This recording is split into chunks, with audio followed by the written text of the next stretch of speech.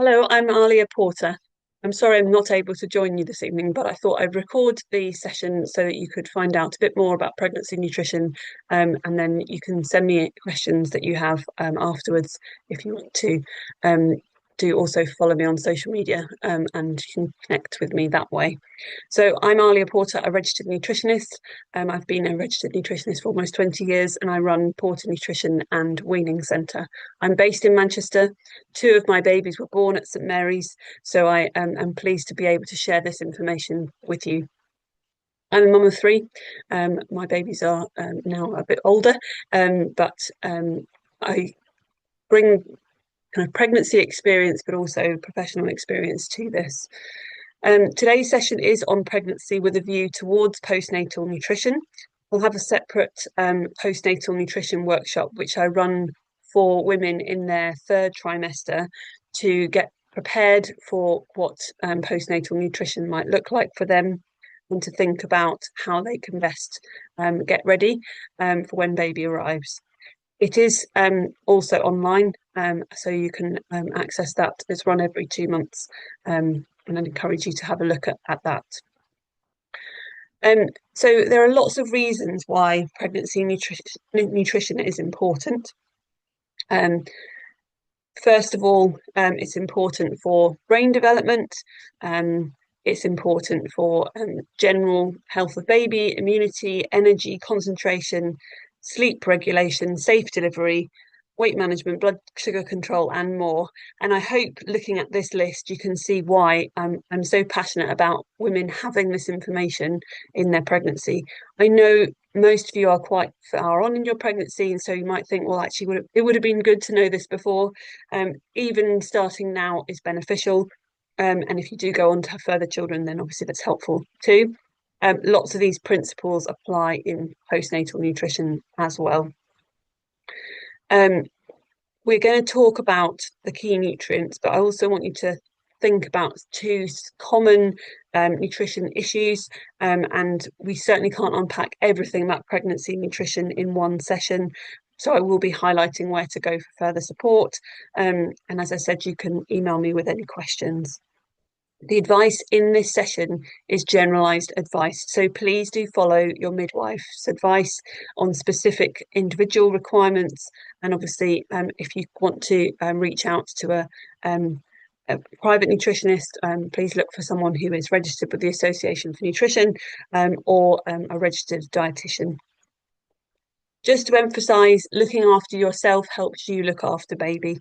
Obviously, you are growing a human inside you, so it's really important to look after yourself in this process.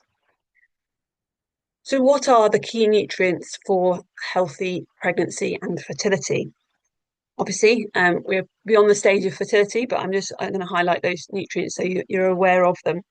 Before I talk about the next slide, I want to emphasise that this is about doing your best for baby now. Most people will get enough of these nutrients to reduce their risk of harm. So we're talking about optimal health. The nutrients in the slide are micronutrients. So they are vitamins and minerals that are really important in pregnancy and fertility. It goes without saying you can't live just on micronutrients. You must have your macronutrients. So that's your proteins, your carbohydrates, and your fats. And all three of those are important. We often get the balance wrong, so it's important that we get sufficient in the macronutrients as well. But I'm going to focus on the micronutrients specifically. So in terms of key nutrients, we've got iron, and I've listed on this slide some of the reasons why these micronutrients are specifically important. In terms of iron, try and have your iron-rich foods, so things like red meat, oily fish, nuts, seeds, pulses. Try and have those alongside vitamin C. Another great source of iron is fortified breakfast cereals. So breakfast cereals which have iron added to them, and you can tell by looking at the label whether or not they've got iron in them by checking the nutrition information table. If it lists iron, that means it's fortified with iron. So have them alongside something rich in vitamin C, so some fruit or some vegetables, and try and avoid having your iron-rich food within 2 hours of drinking things like tea, because of the tannins in the tea. There are other things that can affect the absorption of iron, but that's a key one that people forget about. Then we've got calcium. So basically, if we don't get enough calcium in our diet when we're pregnant, baby will take calcium from our bones. So we want to make sure that we're getting enough calcium. The absorption of calcium does improve in pregnancy, so you don't necessarily need loads more, but actually making sure you do get your 3 portions a day, and certainly when you're breastfeeding, making sure you get more as well. So things like dairy or dairy alternatives that are fortified with calcium, things like set tofu, figs, curly kale, okra, dried apricots are all good sources of calcium. Limit your dried apricots to 1 portion a day. So that's about 3 dried apricots, though, because of the high density of sugar in your apricots. B vitamins, and there are lots of different B vitamins, but specifically trying to get a range of different starchy carbohydrates, and then things like meat and fish and eggs, dairy, all include B vitamins. So getting a range of these. As I'm saying this, you might be thinking, I'm got lots of pregnancy sickness and I can't keep food down. I had hyperemesis 3 times, unfortunately, and so I know what that's like. We are trying to maximise what we get. If you are being sick a lot, please do speak to your health professional that you're dealing with. Try and make sure you do get the micronutrients that you need, and certainly after birth, also try and get a blood test to make sure that you aren't deficient in any nutrients. If for some reason you're not eating meat, for example, then it's trying to think about which nutrients you're missing out on, and then adapt your diet accordingly to make sure you're getting that either through a supplement or through another source of nutrients. For example, the Vegan Society's got loads of resources for vegans, including for pregnancy, but I'm also happy to signpost you to other resources, or I can have a one-to-one consultation with you to make sure you're getting what you need.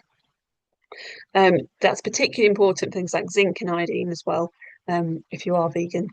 With iodine, if you are going to go for fortified products, make sure you're having ones that are safe for pregnancy. Some of the seaweed products are not safe in pregnancy. Vitamin D, should be all taking a vitamin D supplement in pregnancy and throughout breastfeeding. So that is a recommendation. As you can see, it's really important for pregnancy for a number of reasons.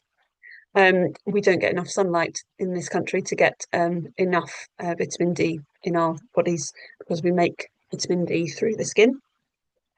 And then folate, up to the end of the first trimester, so 12 weeks, folate supplement is recommended. That's specifically important in that first trimester and also pre-pregnancy as well. But folate's important as you go on as well. You don't need to keep taking the supplement, but things like pulses, green leafy vegetables, fortified breakfast cereals, peas. Liver is also a good source, but that's not safe in pregnancy, so you mustn't eat liver in pregnancy. Vitamin A, in things like liver, again, can't eat that. So we need to focus on things like eggs and dairy, and then orangey red kind of vegetables and fruits, things like carrots, squash, papaya, those sorts of things have carotene in them, which is converted to vitamin A. Omega-3 for brain development, so found in oily fish, also in plant-based sources such as chia seeds, walnuts, flax seeds. So a really important part. And oily fish is something that, because women shouldn't have more than 2 portions a week, people sometimes interpret that as it's a problem, it's dangerous. That is not the case. If you're not allergic to oily fish, then it's not dangerous. And so oily fish is important. A portion is 140 grams. So 280 grams of cooked oily fish is absolutely fine, but not more than that. And then choline, a nutrient that's not talked about very much. So this is found in things like eggs, beef, organ meat, again, not having liver, fish, chicken, turkey. Eggs are a particularly good source. We do need to get a good amount of choline. Other sources include kidney beans, quinoa, wheat germ, shiitake, mushrooms as well. But choline is something we do need to consider. So I've given you a whistle-stop tour of some micronutrients. That's just to kind of highlight where things are. But actually, there are lots of nutrients that we can focus on. But maybe thinking about your healthy, balanced diet is a better place to start. And that might be thinking, well, where am I? Where could my diet improve at the moment, or you need a bit more support to be able to work that out. So going into iron in a bit more detail, because we're going to focus on iron and one other issue. So as I said, there are some good sources of iron. I've already highlighted these, but I've put these in the slides just as a reminder. In terms of the absorption, I already mentioned vitamin C. The other thing is we need to have sufficient vitamin D. So another reason to take that supplement during pregnancy. And actually, after you're pregnant, take it throughout breastfeeding, but also adults in this country are recommended to take vitamin D in the autumn and winter months as well. In terms of things that can affect the absorption and reduce it, things like tannins, as I mentioned in tea, other polyphenols, so things in coffee, certain vegetables and fruits, some cereals, legumes, can also impact. But if we're trying to balance it with the vitamin C, that can really help us to kind of make sure we get enough, even if we're not making massive dietary changes to help absorb that. Phytates and whole grains of spinach, definitely not saying avoid those. Again, try and have them alongside the vitamin C. And then calcium. So again, really important nutrient in pregnancy. Don't cut it out, but perhaps not combine yogurt with beef. For example, if you're making a keema, don't put yogurt with it, and try not to put cheese on your bolognese if you can, because that reduces the absorption of the iron. The second area to highlight is around your bowels. So I apologise if you're eating at the moment. You might want to skip over this bit, but this is a really, really important issue. So a very busy slide. The most common causes of constipation, according to the NHS, include not eating enough fibre, not drinking enough fluid, not moving enough and spending too long sitting down or lying down, being less active and not exercising, often ignoring the urge to go to the toilet, changing your diet or daily routine, the side effect of medication, and stress, anxiety, and depression. And it's really common during pregnancy and after birth as well. So I'm going to pick out a few to specifically look at. So first of all, fibre. And I'll show you in a minute what the recommendations are for fibre. Then hydration, and I'll go into that in more detail. But just before I do, I wanted to highlight these three. So go to the toilet when you need to. This is particularly important once baby arrives. You might feel a bit sore down below and be a bit nervous about pushing a poo out. If you do feel nervous about it, please talk to your midwife. You can also use a maternity pad to hold over the stitches or over the bit that feels uncomfortable, and that can give you a bit more confidence to push that poo out. If you hold on to it, it will get harder and it will get harder to push out, and that's often one of the problems with constipation. It just keeps building. Gentle movement also helps. So obviously, if you've been told you need bed rest, then you've got to follow that advice. But gentle movement in pregnancy is important generally. So that can be walking, it can be gentle stretches. So it's really important to kind of think about movement. If you are fairly active anyway, then obviously you can carry on with that if that's safe to do so, but it is a case by case basis. But movement does really help when reducing constipation. Even swirling your hips around can be really helpful to increase that movement. And then looking after your mental health. And I know there are lots of resources available to pregnant women, particularly. Mind is a great place to get some support, and they also run sessions in the postnatal period as well. But gentle relaxation, putting music on, calming yourself down can be a great way to look after mental well-being generally, and then do get support if you need it. To go into more detail about fibre, we're looking at 30 grams a day, which the majority of the population do not get. The average is about 18 grams a day. So we're well below that as a nation. But we want to get a fibre-rich food into every meal, and they include fruit, vegetables, pulses, and whole grains. And pulses are particularly high in fibre. There are some conditions where you have to reduce your fibre intake, so obviously follow doctor's advice as always, but the general recommendation is to try and make sure you get these things into your diet regularly. If you are feeling very tired or life is very full, or both, then it can be really hard to continue to cook meals, or to even start cooking meals if you're not been used to doing that and getting these foods in. But these really do make a massive difference when it comes to constipation. If you're a bit unsure about pulses, using tinned pulses can be really helpful. Rinse them off, to drain them, rinse them. That helps to reduce the wind that's caused by the pulses, but also it helps the absorption of the nutrients in them. And as I said, they're really good sources of lots of nutrients, including iron. And then whole grains, so things like wholemeal bread, granary bread, seeded bread would increase your whole grain, but not all seeded bread is wholemeal bread. So make sure you have a look at the label. Hydration wise, every time you come and see a midwife, you'll be asked for your urine. So you'll know roughly how hydrated you are. If you look at your urine during the day, if it's pale yellow, then it's the right colour. If it's not, then it's you're probably a bit dehydrated. But what we actually recommend, based on the British Dietetic Association recommendations, is that women have 1,600 mils of water per day from drinks. Obviously, getting fluid from foods as well. And then also in pregnancy that we get an extra 300 mils. So we're looking at 1,900 mils of almost 2 litres of water per day, and that goes up when breastfeeding as well.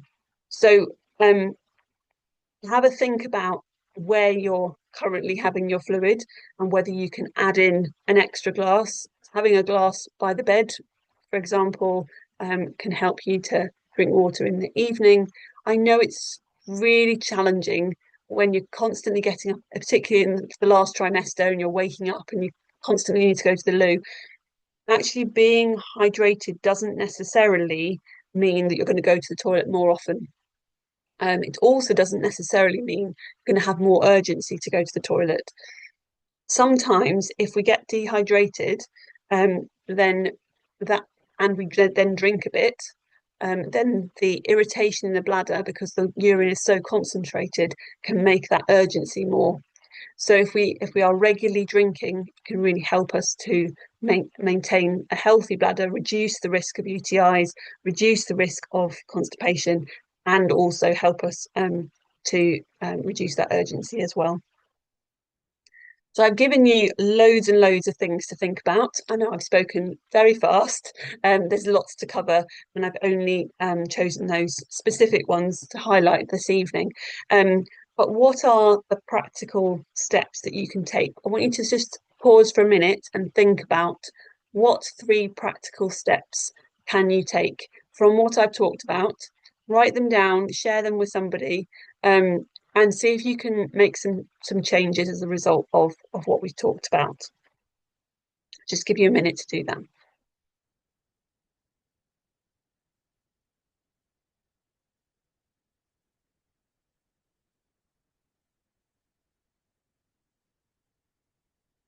Okay, so where might you go for extra support? As I mentioned, there are there's lots more to pregnancy nutrition to think about. There's lots more in terms of postnatal nutrition that you can find out about as well.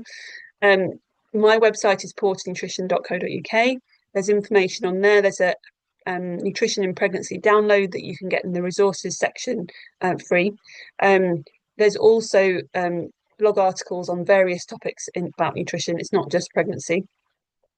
The First Steps Nutrition website, they are a charity without industry funding, and they have some resources on nutrition in pregnancy, also nutrition breastfeeding, which is, and weaning as well. So they're a good source of information. The NHS Start for Life is a great website with loads of information on it as well. I'm highlighting also some other organisations that may be helpful as you go forward. So the National Breastfeeding Helpline. If you're breastfeeding is a very natural thing, but it might not come naturally. So do feel free to contact that number. Then there's Dad's Matters. I know Mum's Matters talking to you, but the thinking about dad's kind of health, and also they run some really good courses for dads to get to learn more about being a dad, and I'd highly recommend those. Home Start UK, and then Care for the Family. Care for the Family has some resources on there, not nutrition related, but they have some resources around adapting to being a new family. So really good source of information, free information. And then I mentioned earlier the postnatal nutrition workshop. So if you want to scan that QR code, that can take you there. Also, if you look me up on Eventbrite, you'll find postnatal nutrition workshop as well. I've popped my email address there, and if you want my details about the social media, it's coming up as well. Before you go, I just wanted to highlight the resource that I created around weaning. You're at the point where you haven't yet had baby. I understand you might not be thinking about weaning yet, but I wanted to flag this because it comes around so fast. Baby will be 6 months before you know it, and you might not even thought about what's going to happen next. The first foods course I developed in 2012, and I've been running it ever since. And it's a course which basically takes you from the early stages of weaning all the way through to the toddler years. And the reason we do that is because if you just start that first process, you don't know where you're going. So actually, it's really helpful to know what's next, and to think about the journey that you're going to go on with food. So we talk about lots of aspects of creating a positive food environment, and really setting really good foundations for your baby. We talk about what's available in the supermarket and the pros and cons of that so that you can navigate that better. We talk about those first weaning foods, but also the foods that are going to come after that. I'll talk about safety and hygiene and allergies and all the kind of equipment that you might need and equipment that you don't need that they'll try and sell you. This is not a course that's funded by a specific organisation. So you'll get lots of information from all sorts of different places where they'll do courses, and they're sponsored by a particular brand, and they'll try and market their products at you. That's not what this is about. You will invest £50. It is subsidised because I believe it's important that you have this information, but it's £50 for the whole course, and you will not be marketed any further products as a result of the course. I hope it will save you money. Can't guarantee that because it does depend on what you do with the information. But we will talk about the toddler years as well. We'll talk about fussy eating, and I'll give you that confidence because that's what the aim of it is, to give you that confidence. If you want to book onto a course now, you can do. There are dates on the website coming up. But equally, if you sign up for the pregnancy download, then you'll automatically be on the mailing list and you'll find out more, or I can add you to the mailing list if you email me. So that's the weaning course. I'd love to see you on it. You will get offered a free session at the Children's Centre. Absolutely go to that. It's really important you go to that. They will cover those first foods and that will be really helpful. But this takes you far further, and I'd really encourage you to do it. Courses are run online, but I can also run them for groups in Manchester if you'd rather a group session in your own home with a group of parents that you've connected with. So if you've got any questions that you want to ask me, feel free to email me, porternutritionuk@gmail.com, or connect with me on social media. There is an evaluation form for this session if you want to scan the QR code. I'd love to hear your feedback. But do reach out with any questions that you have, or please ask your midwife if you've got any other questions that are specific that you have been highlighted as a result of today's session. I hope that's been helpful, and I look forward to seeing you in the future on a weaning course or somewhere else, or seeing you on social media. Thank you.